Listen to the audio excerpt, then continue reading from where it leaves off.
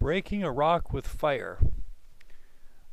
This is used when you don't have any large equipment to remove the rock. I needed to move this rock to build a driveway.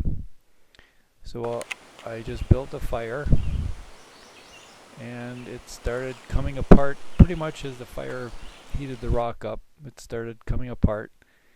The equipment I used is a sledgehammer, a steel crowbar, and a number 2 spade shovel.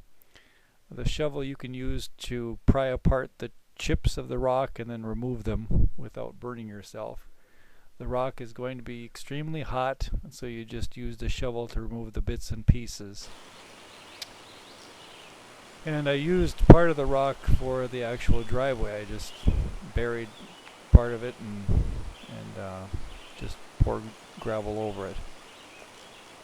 And then the remainder of the rock I just rolled out of the way, and then it was fine. So this is the driveway.